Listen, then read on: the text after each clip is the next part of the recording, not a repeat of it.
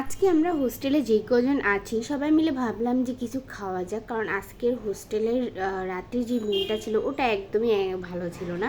তাই ভাবলাম যে সবাই মিলে বিরিয়ানি পার্টি করা যাক, কিন্তু আমাদের কাছে তো মাংস নেই, কি দিয়ে করব। তাই ভাবলাম আলু আর ডিম দিয়েই করি।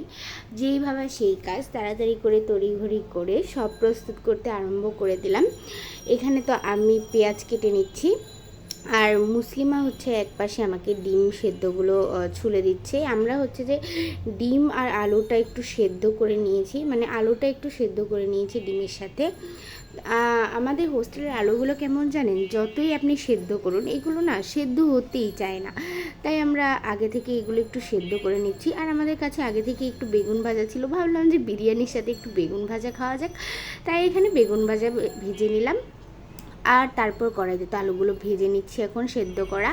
আর কেউ প্লিজ আমাদের এই কড়াইটা নিয়ে কোনো জাজমেন্টে যাবেন না, কারণ আমরা ভাই হোস্টেলে থাকি আর আমাদের হোস্টেলের কড়াইটা না এমনই। তো যেই আপনারা প্লিজ কেউ এইটা নিয়ে কোনো কমেন্ট করবেন না যে এরকম কেন কড়াই বা কিছু। আর এই তো এখন ডিমটাও ভাজা হয়ে গেছে আর আলুগুলো ভাজা হয়ে যাওয়ার পর আমি এখানে পেঁয়াজ বেরেস্তাটা ভেজে নিয়েছি। আর তারপর হচ্ছে যে এখন ডিমটা রান্না করে নেব, তাই এখানে তেজপাতা আর পেঁয়াজ দিয়ে নিচ্ছি। আর এখানে বলা বাহুল্য যে আমরা এখানে যা যা ইউজ করছি, পেঁয়াজ, তারপরে তেজপাতা, যা যা এগুলো না আমরা আমাদের হোস্টেলের খালার থেকে চেয়ে এনেছিলাম, কারণ আমাদের কাছে তেমন কিছুই ছিল না। আর এরপর তো আমি আমার এই কিউট বক্সটা থেকে সব মশলাগুলো দিয়ে দিচ্ছি। আমি অ্যাকচুয়ালি ঠিকমতো জানি না যে বিরিয়ানিতে কী কী মশলা দিতে হয়। আমি যা যা মশলা পেরেছি, আমার মন যা যা চেয়েছে সব দিয়ে দিয়েছি। আর তারপর তো বিরিয়ানি মশলাটা দিয়ে একটু কষিয়ে নিয়ে এখানে এখন ডিম দিয়ে দিচ্ছি। আজকে আমরা ডিম আর আলুর বিরিয়ানি রান্না করব, মানে মাংস ছাড়া ডিম আর আলু দিয়ে একটা বিরিয়ানি রান্না করব। প্রসেসিংটা পুরো একই রকম থাকবে, কিন্তু শুধু মাংসটা থাকবে না, ডিম আর আলুটা থাকবে। আপনারা তো দেখতেই পেলেন যে প্রথমে আমি আলুটাকে সেদ্ধ করে নিয়েছিলাম, তারপরে আবার ভেজে নিয়েছিলাম। এরপর আমি এই কষানোর মধ্যেও কিন্তু আলুটা কষিয়ে নিয়েছি। আর তারপর আমি এখানে একটু লেবুর রস দিয়ে দিচ্ছি, কারণ আমাদের কাছে টক দই ছিল না। আর লেবুর রস দিলে আমার মতে তরকারির স্বাদ দ্বিগুণ হয়ে যায়। আর এই তো এখানে ডিমটা রান্না করা শেষ, তাই এটা একপাশে তুলে রেখে এখন আমি পোলাওটার জন্য এখানে চাল ভেজে নেব। তাই জন্য যা যা লাগে গরম মশলা, পেঁয়াজ, কাঁচামরিচ সব একটু ভাজা ভাজা করে তারপরে এখানে চালগুলো দিয়ে দেব। আর যেটা বলছিলাম যে আলুগুলো আমি এত প্রসেসিং করে ভাজা সেদ্ধ সব করেও ওগুলো কিন্তু শেষ পর্যন্ত তাও অত বেশি সেদ্ধ হয়নি, মানে আমরা হাত দিয়ে ওগুলো ভেঙে খেতে পারিনি, দাঁত দিয়ে কেটে কেটে খেতে হয়েছে। তাহলে বুঝুন আমাদের হোস্টেলের আলুগুলো ঠিক কোন পর্যায়ে আছে।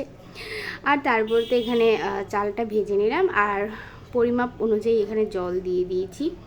এখন এটা জাস্ট একটু ভাপে রাখলেই ভাতটা হয়ে যাবে। আর বাকি যে বিরিয়ানি মশলাটা ছিল সেটাও এখানে দিয়ে দেওয়া হচ্ছে। আর আজকে আমাকে সাহায্য করেছে মুসলিমা। আমরা দুজন মিলে এই পুরো বিরিয়ানিটা রান্না করেছি, এই যে আমরা দুজন। আর অনেক গরম লাগছিল, আমি তো পুরো ঘেমে গেছিলাম, আমরা দুজন অনেক গরম লাগছিল, কারণ ওদিন অনেক গরম ছিল।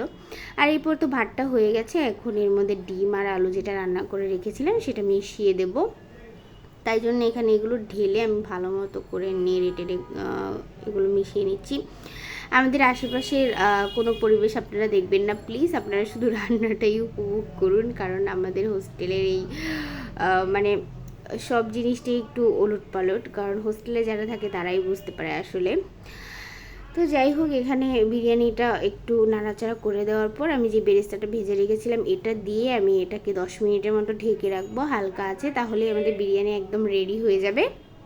আর এখানে আমি আর মুসলিমা নিজেদের ভালোবাসা প্রকাশ করছিলাম, মানে লাভ তৈরি করছিলাম রান্নার মাঝখানে একটু এন্টারটেনমেন্ট করার জন্য।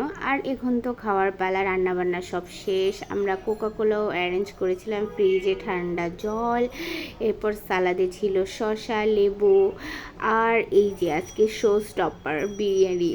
যাই হোক, নিজেরা হোস্টেলে রান্না করলে না, মানে ধরুন আপনি অনেক জিনিস না দিলেন, কিন্তু তারপরেও না ওই জিনিসটার স্বাদ অনেক মজা হয়। আমি জানি না কেন, আপনি ওইভাবে কিন্তু যদি বাড়িতেও রান্না করেন তাহলে অত মজা লাগবে না, কিন্তু আপনি হচ্ছে যে হোস্টেলে কোনো মশলা ছাড়াও অল্প মশলার মধ্যে কিছু একটা রান্না করলে ওইটার টেস্ট না দ্বিগুণ হয়। দেন এখানে আমি সবাইকে পোলাওগুলো বেড়ে বেড়ে দিচ্ছিলাম, সবাই একসাথে খাবো বলে। আমরা সবাই নিচে মানে রুমের মধ্যে নিচে ফ্লোরে বসে সবাই একসাথে খাবো। আমরা হোস্টেলে কোনো পার্টি করলে আমরা ফ্লোরে একসাথে বসেই সবাই খাই, আর এটার মজাও একদম অন্যরকম। আসলে এইসব স্মৃতিগুলো না আপনি যখন ব্যাচেলার লাইফ লিড করবেন তখনই এগুলোর ফিলিংস পাওয়া যায় এমনি সময়।